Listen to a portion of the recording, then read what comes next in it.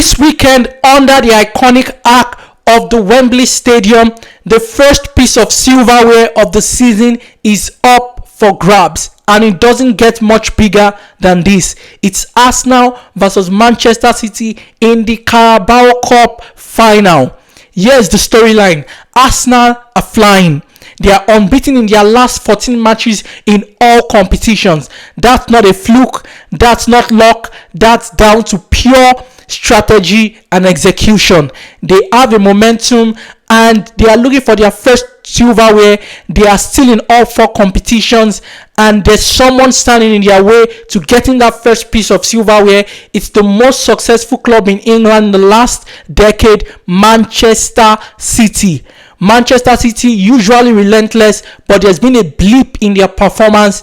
They've not been doing well. Their last win came against Newcastle in the FA Cup, and since then they've drawn West Ham and they've had back-to-back defeats to Real Madrid in the Champions League. So this match is not just about lifting a trophy, it's about momentum, it's about identity, and it's even about setting the tone for the rest of the season. This is Kreets Football. Thank you for joining me. We are going to be looking at Arsenal versus Manchester City in the Carabao Cup Final. Please make sure to like, follow, subscribe, and share this video. Let's get into it. So let's start with Arsenal.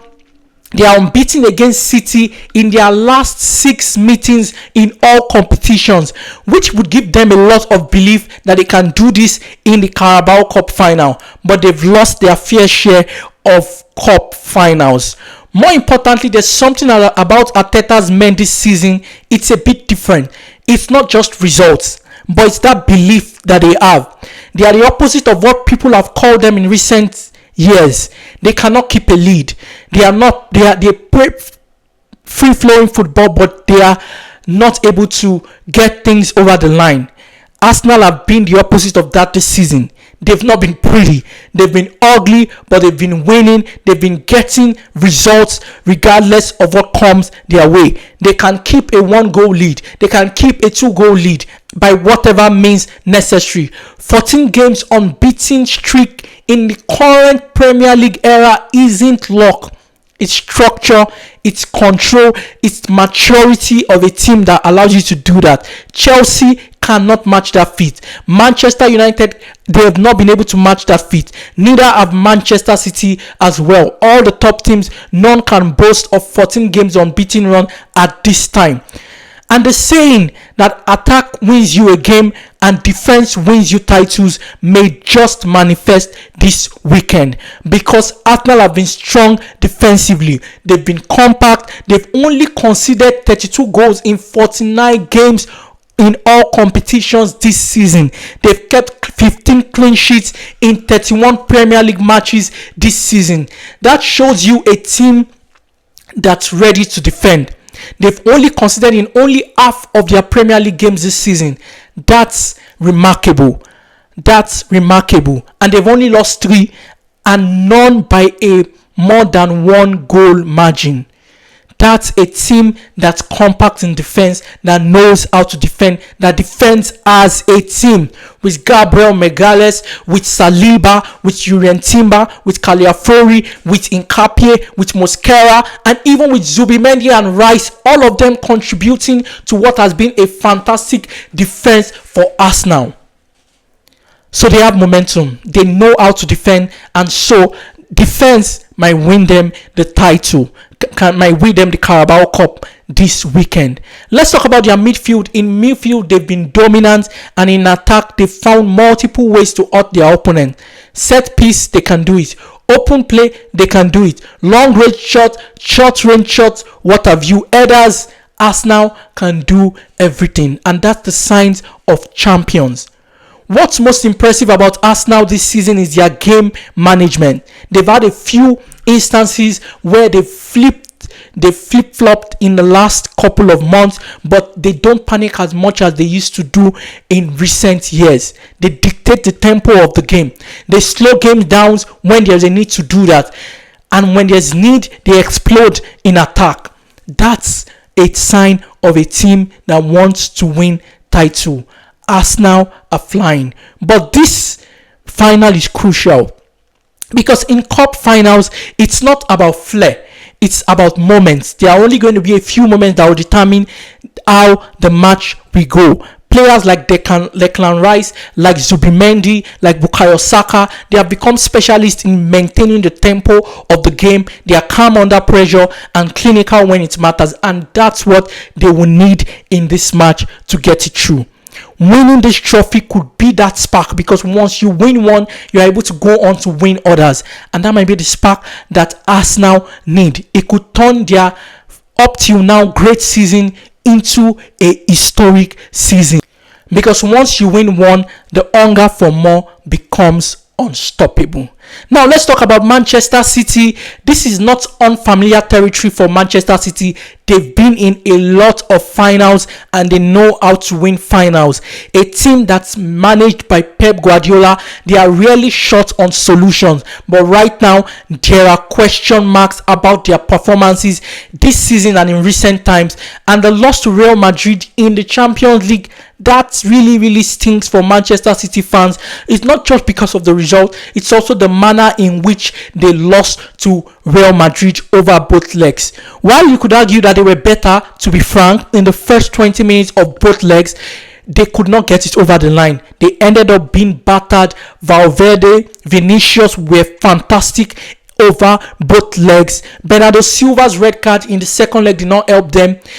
Getting that red card very early on in the 20th minute turned the tide around for Manchester City. So City have looked vulnerable in recent times. They drew against West Ham, they lost to Real Madrid, and even in recent times, you can start to see a pattern with Manchester City. They are trying to build something with Cherki, with Reinders, with so many new players, Semenyo, Guehi, looking to make a difference, but it's been very difficult for them. But here's the danger. This is still Manchester City. They have something that no one else has.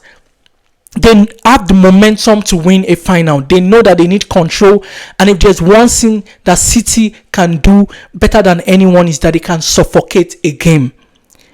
Expect them to dominate possession in this one. They are going to stretch Arsenal's shape. Arsenal like to be compact, but they are going to stretch their shape. Zubimendi and Rice would have to be on top of their games. They are going to force mistakes through relentless passing sequences. That's something that Manchester City do very well. They are going to do it in this match. And then there's their biggest weapon, experience. Many of these players have been here before. Multiple times. They know how to win finals. They know what it takes to win finals. They've had their fair share of final losses, but they've also won finals. So they know how to do this. Players like Donnarumma, like Ake, like Rodri, they've been here before and they know what to do. So even if the form isn't perfect, the mentality that they have is still elite, and they would keep the momentum.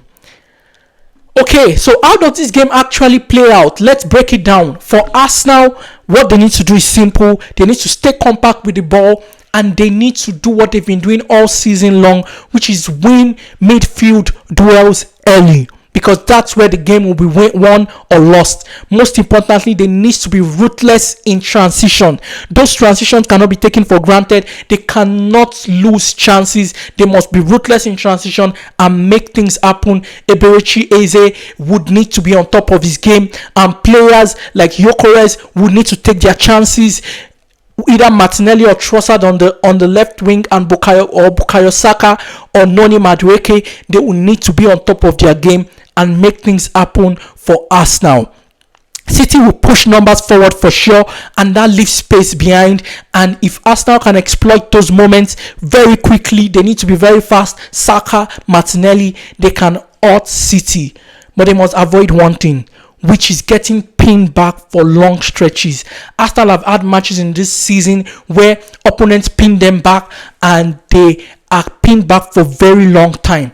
Arsenal need to get out and need to get the ball back, because if City pin you down for long stretches and get those passing sequences with Reinders, with Cherki, with Bernardo Silva, then it's going to be difficult for Arsenal. Once City lock you in, it becomes survival mode. That's something Arsenal want to avoid in this match.